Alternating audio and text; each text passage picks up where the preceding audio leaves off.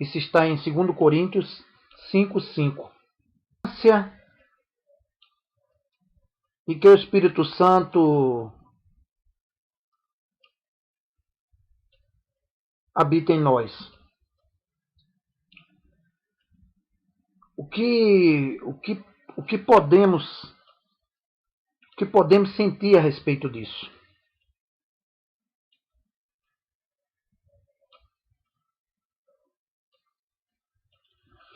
Ao nós aceitarmos pessoalmente Jesus como nosso Salvador, recebemos o Espírito como um dom, né? Ou seja, uma garantia celestial de completa salvação. O fato de que ele habita em nós e se torna uma constante garantia e lembrança de que algum dia no futuro Jesus não apenas habitará dentro de nós, haveremos de habitar com ele, junto, ou seja,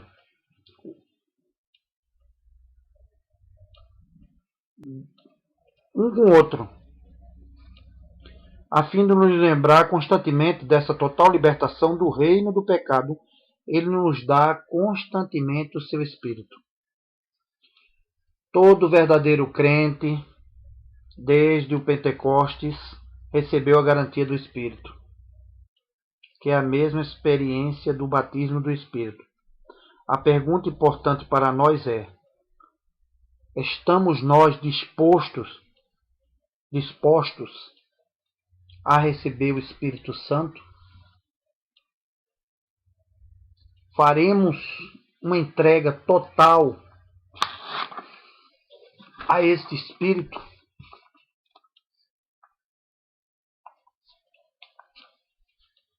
O Espírito Santo, ele nos mostra como devemos proceder, como devemos agir.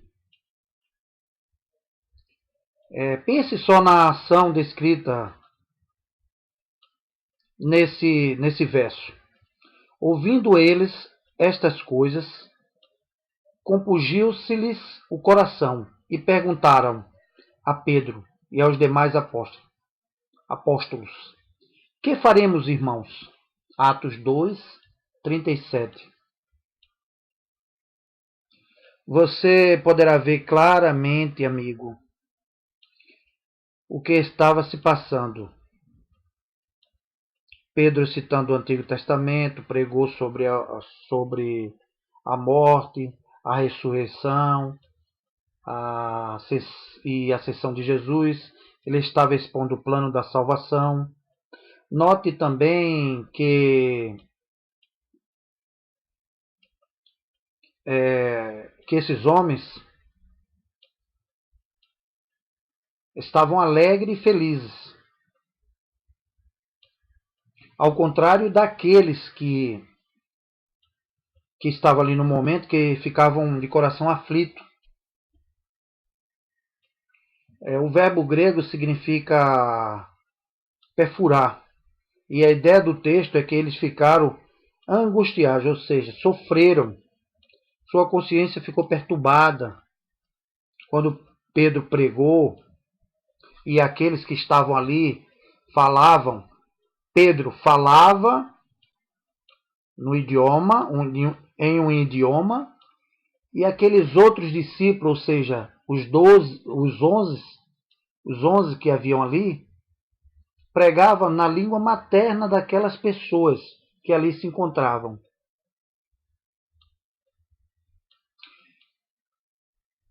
Não é de admirar que, especialmente lá no verso 36, em certo sentido, todos somos tão culpados quanto esses homens. No sentido de que, em última instância, foram os pecados de todos nós que levaram Jesus Cristo à cruz, ou seja, à morte. Não obstante, a ideia é clara. Foi a culpa, foi a tristeza, foi a dor que ajudou a levá-los para onde precisavam estar.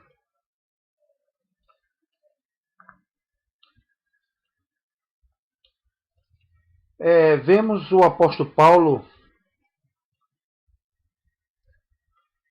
falar sobre tristeza, que essa tristeza pode produzir morte. Lá em 2 Coríntios 7, verso 9 a 11. E falando sobre esse verso, é melhor ler o verso. Mas agora estou alegre, não porque vocês ficaram tristes, mas porque aquela tristeza fez com que vocês se arrependessem.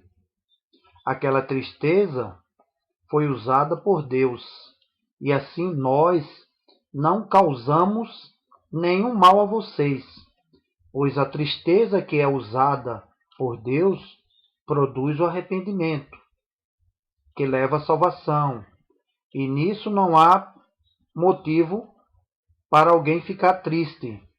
Mas as tristezas deste mundo produzem a morte. Vocês suportaram a tristeza da maneira que agrada a Deus. E vejam agora os resultados. Isso fez com que vocês levassem a sério o assunto e resolvessem se defender. Fez também com que vocês ficassem zangados e com medo.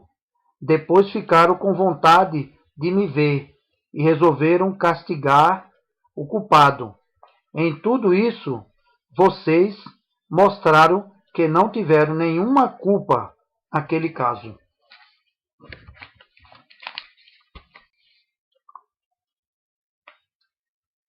Nesse contexto, é mais fácil entendermos as palavras de Cristo, que diz o seguinte: bem-aventurados os humildes de espírito, porque deles é o reino dos céus. Mateus 5, verso 3. Por mais que o Evangelho seja uma mensagem, um alerta,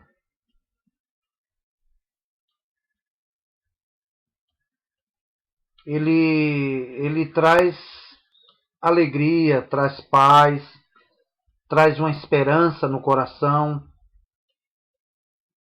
É um processo completo de salvação. E nesse processo há também uma forma de a pessoa se arrepender. E com isso a pessoa atinge um grau de santificação, que na verdade envolve o sofrimento de nossa parte. Vejamos o que diz lá em Atos 14, no verso 22.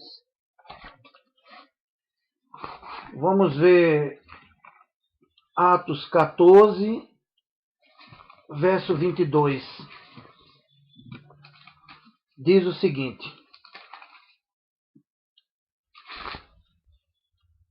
eles animavam os cristãos e lhes davam coragem para ficarem firmes na fé.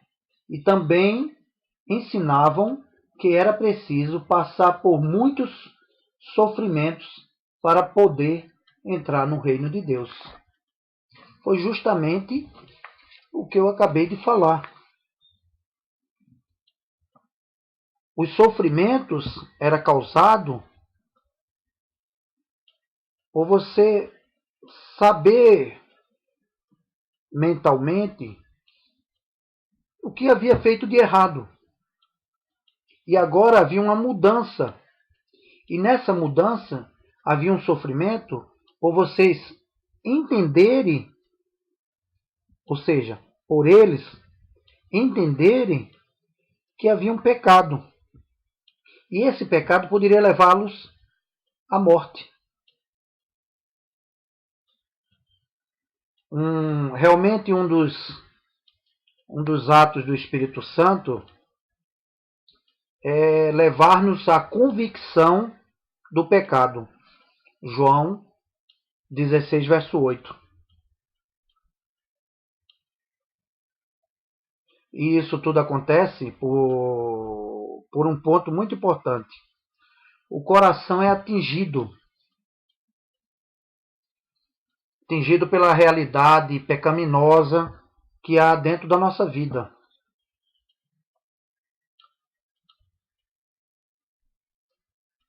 Agora, surge uma pergunta: o que o Espírito Santo tem feito no seu coração? Você tem certeza que seu coração foi atingido pelo Espírito Santo e você está em um processo de arrependimento ou santificação?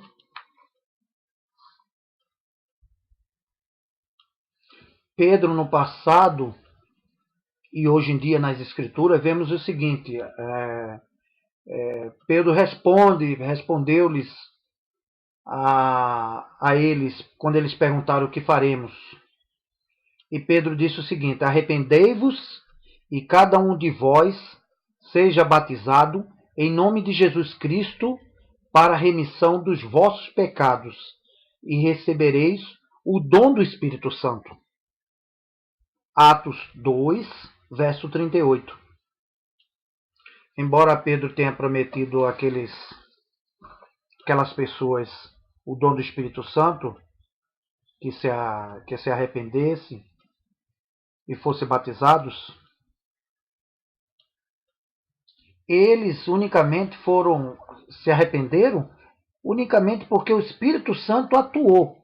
Ou seja, o Espírito Santo tomou a iniciativa de fazer com que eles se arrependessem. O arrependimento, caro amigo, ele é uma mudança tanto na mente quanto na vida da pessoa.